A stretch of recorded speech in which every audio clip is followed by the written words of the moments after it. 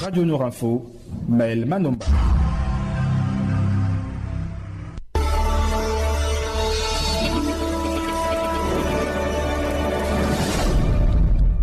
Assalamu alaikum, vous écoutez Radio Nour. Assalamu alaikum, merci de nous retrouver pour vous informer. Nous ouvrons ce journal avec cette actualité nationale pour parler de l'hommage du monde scientifique au professeur Ratanga Atos, historien, politologue gabonais, enseignant à la faculté des lettres et sciences humaines de l'université Omar Bongo.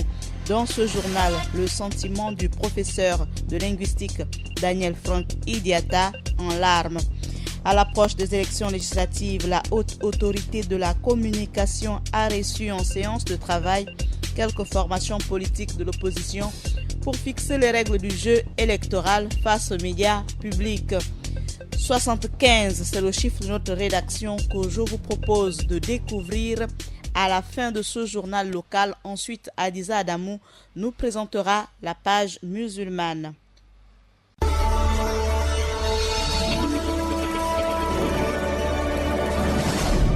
Nous démarrons ce journal avec cette note triste. Décédé le 2 juillet dernier à l'âge de 75 ans, l'historien et politologue gabonais enseignant à la faculté des lettres et sciences humaines de l'université Omar Bongo, le professeur Ange François Ratanga Atos a eu droit à l'hommage du monde scientifique ce vendredi après-midi après la sortie de la dépouille de la pompe funèbre et la messe à Sainte-Marie. C'est dans la cour de l'université Omar Bongo qu'a eu lieu la cérémonie des hommages, alors qu'on pouvait lire sur une banderole à l'entrée de l'université, je cite, Ange François Xavier Innocent Ratanga Atos, l'université Omar Bongo reconnaissante.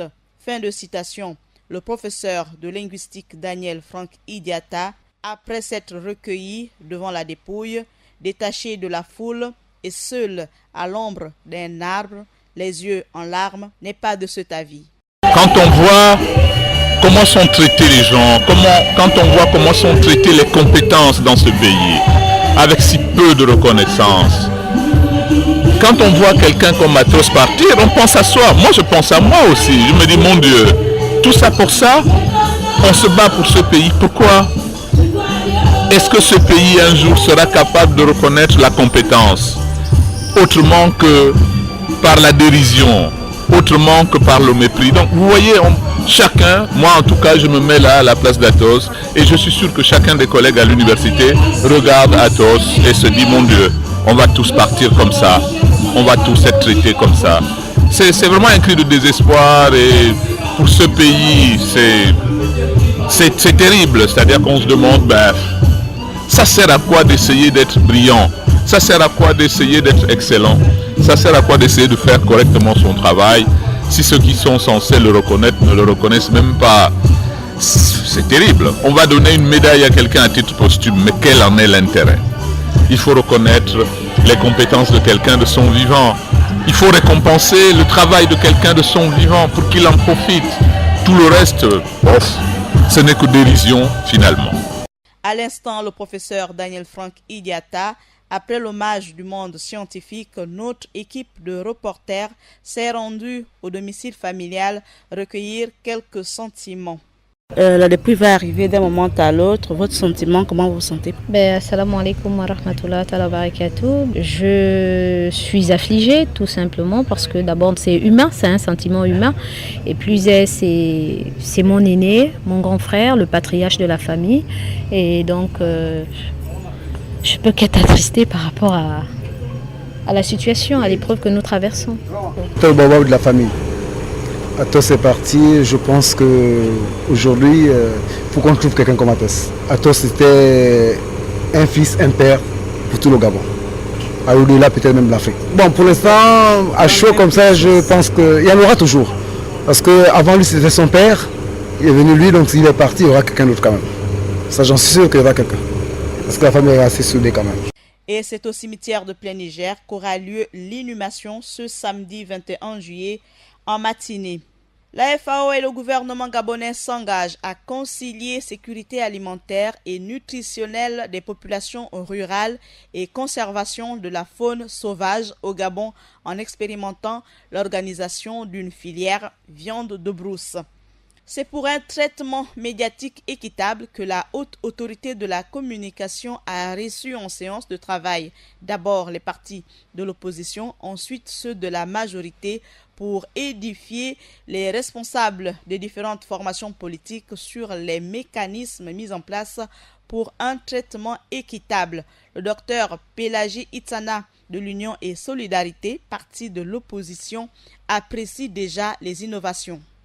On constate qu'il y a une innovation. Désormais, tout le monde aura le même temps d'antenne, ce qui ne se faisait pas avant parce que c'était la question qui achoppait à chaque élection, parce qu'on estimait que les partis politiques de l'opposition étaient lésés par rapport aux partis de la majorité, notamment ceux du PDG.